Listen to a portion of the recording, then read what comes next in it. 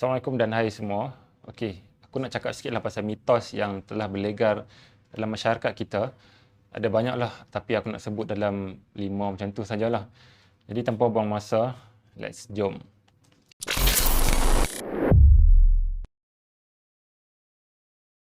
Okey, yang pertama sekali adalah lagi besar RAM, lagi laju phone. Okey, sebenarnya tak guna kalau kita letak RAM sampai 6GB tapi kita punya prosesor tu pakai prosesor yang rendah ataupun prosesor yang low end punya prosesor. Processing power tak cukup. Jadi macam mana nak jadikan phone tu laju sebab RAM? Nak jadikan phone ni laju, ada banyak faktor lah. Antaranya adalah dia punya prosesor tu. Prosesor paling common pun kita kena dapatkan prosesor yang mid range yang okey sikit, dan seharusnya flagship lah. Flagship tu memang prosesor yang paling bagus lah untuk satu tahun. Memang laju lah. Sebab itulah iPhone dia memang guna prosesor yang paling power lah untuk menjadikan iPhone tu laju, lancar dan mantap. Jadi kalau phone Android yang hampa tengok 6GB RAM tapi pakai prosesor yang low end, memang tak laju lah phone tu walaupun RAM dia besar.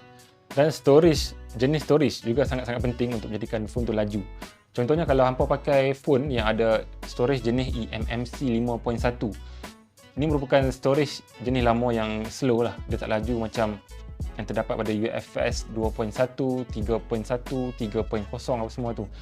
Jadi storage kalau hampa punya phone pakai eMMC tapi RAM besar 6GB RAM, memang tak laju lah, kurang laju lah kan.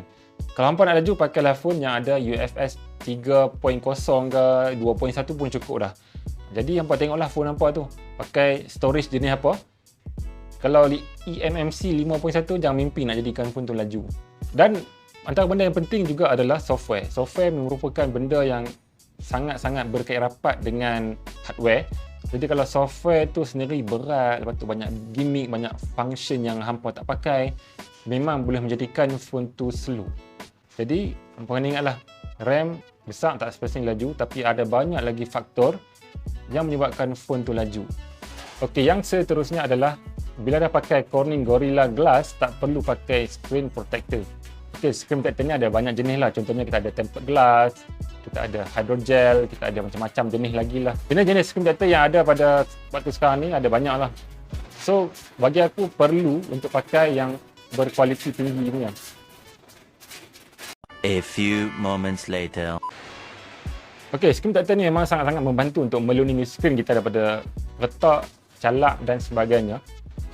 Jadi hampa kena gunakan screen protector yang berkualiti lah. Jangan pakai tempered glass yang RM1, RM2 tu memang tak bagus, memang sangat-sangat tak tahan. Gam dia pun tak berapa berkualiti, tak lekat. Apatah lagi dia punya ketahanan kaca tu. Jadi hampa guna hydrogel yang mahal pun okey. Jadi kalau hampa kata hampa punya phone dah pakai Gorilla Glass Victus, Gorilla Glass 6, Gorilla Glass 5, tak perlu pakai screen protector, itu tipu. Sebab kaca tetap kaca, boleh pecah. Jadi hampa jangan percaya kata bila dah ada Gorilla Glass tak perlu pakai screen protector ataupun pelindung skrin. Okey, mitos yang seterusnya adalah power bank boleh menjahanamkan bateri. Ni betul ke tak ni? Okey, sebenarnya macam ni, power bank ataupun kita punya wall charger tu menggunakan konsep direct current, bukan alternating current lah. Ini adalah merupakan ilmu fizik ataupun ilmu elektrik yang basic kita belajar dekat sekolah dulu kan. Jadi kalau hampa kata power bank tu boleh merosakkan bateri phone hampa ataupun komponen dalam dalaman phone hampa, memang tak betul. Jadi kalau kita kata secara general power bank boleh rosakkan kita punya phone, memang tak betul lah. Tapi kalau kita kata secara spesifik, power bank cap ayam, power bank tiruan, itu boleh merosakkan phone kita. Itu betul. Sebab dah banyak sangat power bank tiruan kat luar sana tu yang kualitinya tak dicek, dengan arusnya tak stabil, dengan kualiti bateri dalaman tu yang boleh merosakkan kita punya phone. Itu betul. Jadi hampa jangan pukul rata kata power bank ni merosakkan kita punya phone tanpa kita katakan power bank cap ayam adalah power bank yang tak sepatutnya digunakan untuk mengecas phone kita. Jadi pesan aku, kalau hampa nak gunakan power bank, jangan terlalu nak murah sangat, jangan terlalu nak jimat sangat. So, bila hampa dah rasa macam nak terlalu jimat, dapat yang tak ori, dapat yang tiruan, dapat yang fake, ia boleh merosakkan hampa punya phone. Dan lebih teruk lagi, silap jahanam terus. So motherboard rosak. So macam tak berbaloi langsung lah hampa nak repair. Disebabkan hampa beli bateri ataupun power bank yang murah tu. Okey, yang seterusnya adalah lagi besar megapiksel, lagi cantik gambar tu. Sebab sekarang ni kita dah ada dah phone yang 108 megapiksel. Besar dia punya megapiksel 64 megapiksel kan.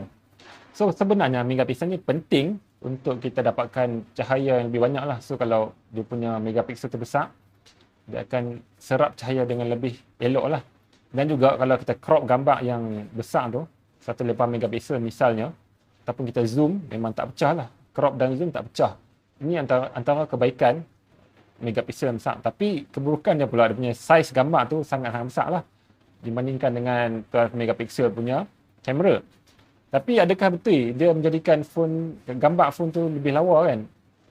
Memang tak betul, sebab nak jadikan gambar tu lawa bukan bergantung kepada megapiksel semata-mata, tapi banyak faktor lah, antaranya dia punya ISP ataupun Image Signal Processor, yang mana ini sangat-sangat penting sebab dia akan menghasilkan color yang lebih tepat ataupun color yang orang kata punchy, color yang lebih pop dibandingkan dengan kamera yang ada megapiksel tinggi saja tapi dia punya ISP dia tak bagus mana pun. Ini merupakan benda yang ramai orang tersilap pandang. Contohnya kita tengok iPhone kan. iPhone dia punya megapiksel cuma 12 megapiksel saja, tapi masih lagi boleh menghasilkan gambar yang sangat cantik, sangat natural dan sedap mata memandang. Dibandingkan dengan 108 megapiksel yang ISP dia biasa-biasa saja, lepas tu nampak gimmick kan semua kan. So kita kena tengoklah sama ada phone tu dia gimmick saja kan macam mana. 108 megapiksel bagi aku agak gimmick juga lah kan. So untuk apa kita pakai untuk kita upload di media sosial saja 108 megapiksel. Jadi kalau untuk macam iPhone contohnya kan, memang aku salute lah. Dia hanya pakai 12 megapiksel tapi dia menepati apa yang kita nak pada gambar tu. Okey, mitos yang seterusnya adalah fast charger boleh menghabiskan bateri dengan lebih cepat dalam satu hari. Okey, fast charger ni fungsi dia sebenarnya adalah untuk mengecas bateri phone kita dengan lebih pantas. Tak ada kaitan langsung lah dengan penggunaan bateri kita pada satu hari tu. Fast charger ni sebenarnya dia punya charger dia lain lah dan bergantung juga kepada phone kita sama ada dia support fast charge ataupun tidak. Kalau contohnya OnePlus dia ada watt charge 30 ataupun 65 watt. So fast charger tu dia tak bersesuaian dengan phone-phone lain yang selain daripada OnePlus, contohnya macam Samsung. Dia takkan support lah fast charge. Itu dari segi protokol pengecasan lah. Dan dari segi penggunaan ataupun kehabisan bateri pada satu hari itu memang tak betul. Sebab tugas dia untuk mengecas atau memenuhkan bateri dengan lebih cepat. Tak ada kaitan dengan menghabiskan bateri dengan lebih cepat. Sebab apa habis bateri hampa dengan cepat pada satu hari itu adalah disebabkan penggunaan hampa pada hari itu. Dia tak ada kaitan dengan fast charge. Kalau hampa pakai slow charge pun ataupun charger yang slow, contohnya 5 ampere saja kan. Lepas tu hampa pakailah Wiz ke Facebook, Instagram, main game setiap hari kan. Tetap akan menyusukan bateri dengan lebih cepat. So kalau hampa pakai fast charge pun sama juga. Kalau hampa pakai phone tu dalam keadaan yang sangat-sangat kerap kan, sangat agresif kan. Kita pakai itu, pakai ni, pakai tu. Tak kira lah sama ada fast charger ataupun slow charger, itu tak akan habiskan bateri dengan lebih cepat. Tapi dalam satu sudut pula, fast charger ni dia ada keburukan dia. Sebabkan fast charger ni adalah satu jenis charger yang panas, yang cepat. So dia akan menghasilkan haba dengan lebih tinggi lah berbanding dengan slow charger. So bila haba lebih tinggi dalam kita punya phone, dia akan menyusutkan jangka hayat bateri kita dalam 2 hingga 3 tahun macam tu lah. So ini normal. So kalau hampa pakai fast charger tu, hampa kena bersiap sedia lah untuk tukar bateri mungkin dalam 2-3 tahun lagi sebab dia akan degrade dia punya battery health disebabkan haba yang dihasilkan oleh fast charger itu. So kalau kita cakap fast charger ni menyusutkan bateri dalam 2-3 tahun, itu betul. Tapi kalau kita cakap kita guna fast charge, fast penuh, fast habis, tu tak betul jugalah. Jadi aku harap mitos-mitos ni dapat dirungkai dengan penerangan yang serba simple, serba ringkas ni. Aku tak malah gunakan technical jargon dalam video-video aku sebab takut hampa tak faham lah kan. So aku cakap dalam bahasa yang lebih mudah untuk kita semua faham. Dan aku harap hangpa boleh faham dan dapat manfaat yang penuh dalam video kali ini. Jangan lupa tinggalkan like dan jangan lupa subscribe. Support aku dengan subscribe. Jumpa lagi dalam video yang akan datang. Assalamualaikum. Adios.